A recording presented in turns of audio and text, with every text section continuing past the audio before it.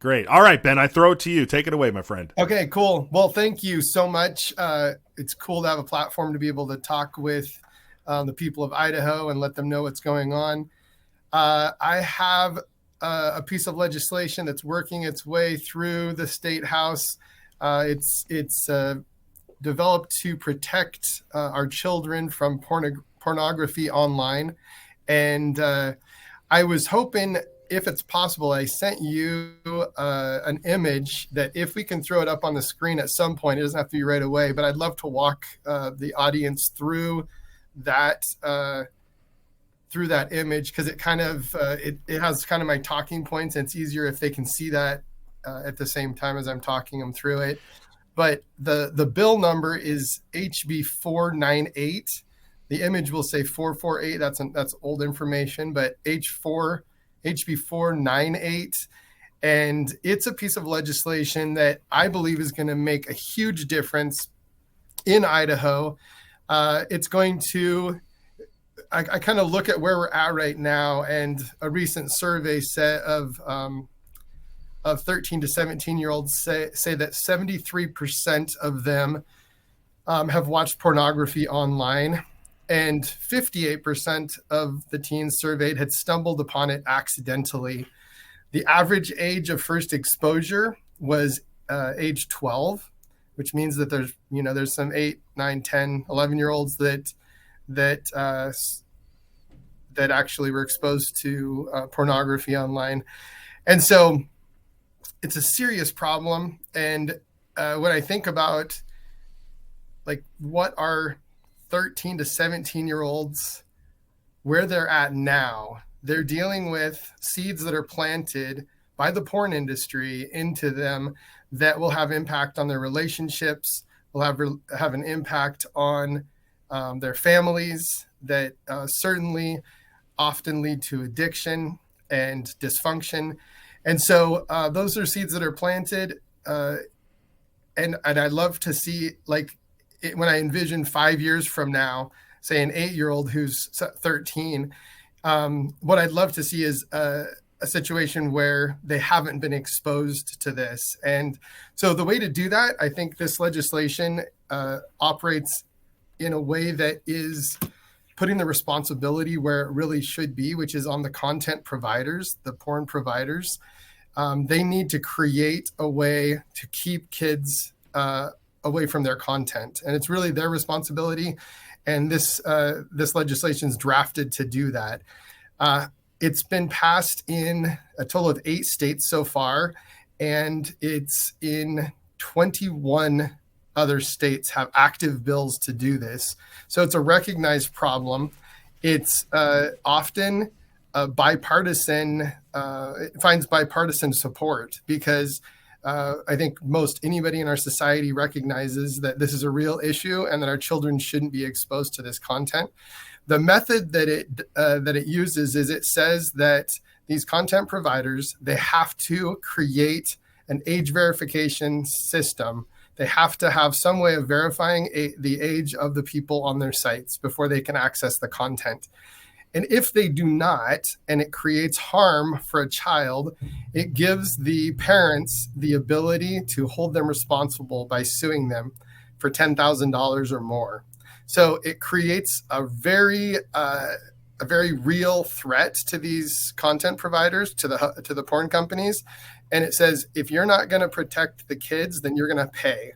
And I think it's already had a huge impact in Louisiana, in Utah, in Texas, other places where it's been passed. There's been they've seen a huge drop in the amount of access to pornography. And I'm believing that 5 years from now, there'll be 13-year-olds that haven't seen anything online because of this type of legislation. Wow. That would be a happy day. Yeah. That would be a happy day. I'm glad we were able to get this graphic up here. I want to point out a couple of the things you just said, that currently 8 states, you said, and that's the dark green. The dark green are the current 8 states that have already passed a similar legislation. Correct. The darkest green is Louisiana, and that's only because it just passed. It passed first. It passed first, okay. Yep. And then all of the light green are pending legislation that are going through it right now. So that's what we have here in Idaho. Okay, so this is the map. So yeah, I mean, this is sweeping the nation quite literally. I mean, we'll see if it gets to the far left coast. Yeah. But we would hope it would, because as you said, it seems to have been a bipartisan effort. So this is very good. This is very good. And is this a document that you've been sharing along with your legislation throughout the House? Because did this pass the House yet? Or where is this? What's the status of this bill right now? How can the people get involved?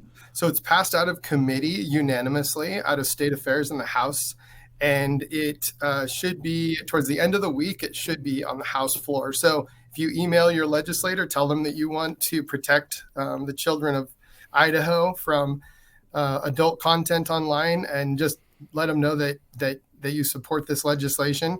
I want to point out a couple more things. One thing is that this because we put the responsibility with the content providers, the cost burden is on them, where it should be, but it also is cross-platform. So it protects our children, whether they're accessing on a cell phone or a laptop computer, whether they're using a gaming system. I know that my children's gaming system has a browser on it.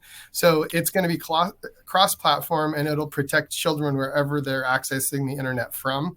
And that's really key to, I think, to protecting our children.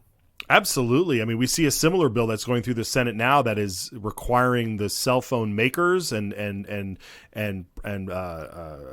stores that sell the things to make sure that the browser has a filter on it.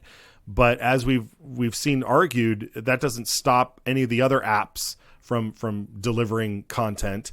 And this is, you're saying this because it's targeting the content provider that no matter where in Idaho these children are accessing this stuff, it's going to really diminish the capacity for the kids to access this stuff if they don't have the proper age verification on that. So that's a really strong point that you bring out here. When it comes to the support that you're hearing throughout the state house on both sides of the rotunda, and even in the governor's office, I mean, would this be something that the governor would sign? Sometimes he doesn't like to sign things that have technical issues with such sensitive topics. But what's the reaction been so far?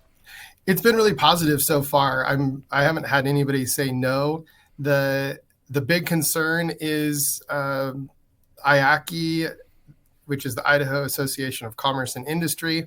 They're opposing all private right of action, any legislation that has a private cause of action in it. And so this uses a private cause of action to empower the parents to hold the content providers responsible.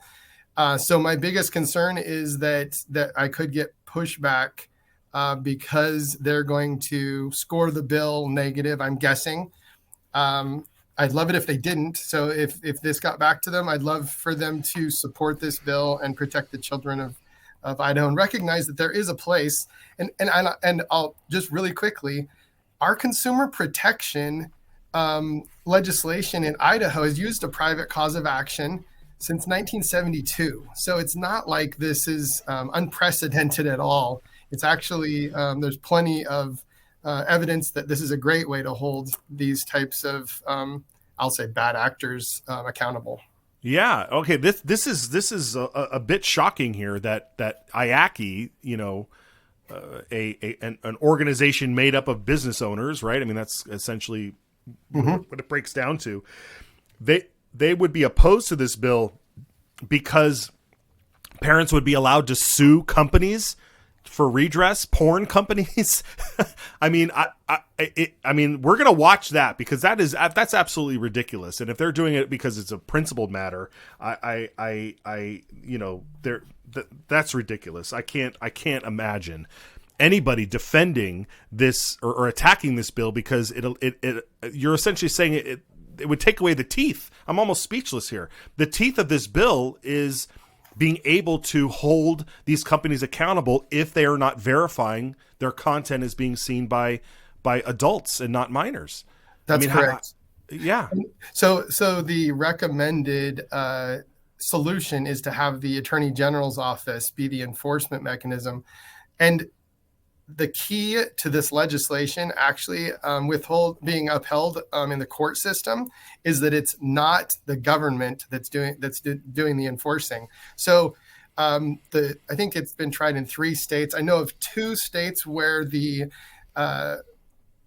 porn companies sued the state. They said it's a First Amendment issue, and you have to put an injunction and stop this legislation from coming into effect. In both cases, in both Texas and Louisiana, and also Utah, the courts threw it out, and they said, because it's a private cause of action and the government isn't the actor in the enforcement mechanism, you can't require the courts to put an injunction, because the government isn't enforcing it. It isn't infringing on free speech. So the key to it actually being useful is that it is a private right of action. Right. And it's the same fight that the folks who were writing that library bill were trying to do, where they said there should be a cause of action if the libraries are supplying this content. Ben, can we take a step back? Last question for you. Can we take a step back and say, what is going on when there's so many people fighting against the ability to protect children from pornography? What has happened? I mean, we had you on talking about the traditional family organization that you started and the bills that's going through there. Well, we're following that. But I mean, what is it with these folks defending putting pornography in front of children? I think it's pure evil, but I think that our society to a large extent has lost its moral compass. And I think it's really sad. And like I said, I mean, I don't know that IACI has actually come up against this yet. I don't know that they've scored it as negative. I'd love for them to show that they want to protect the children of Idaho by supporting it or being neutral on it. But I look at other legislation like the cell phone bill that went through yesterday. It actually passed through the Senate. And a lot of us voted against it because I think that they had listened to IACI and they put the Attorney General as the actor, and it's not going to stand judicial scrutiny. It will never. I don't believe that it will ever help protect any children. So I just said that. I'm like, I appreciate the intent, but because of the way it's drafted, I don't actually believe it will ever impact the children of Idaho. Right. Oh boy. All right. Well, Senator Toews, thanks for taking the time to come on here. We've got, as my guys like to say, we got about 14 minutes of extra bonus footage today. So that's fantastic. Right.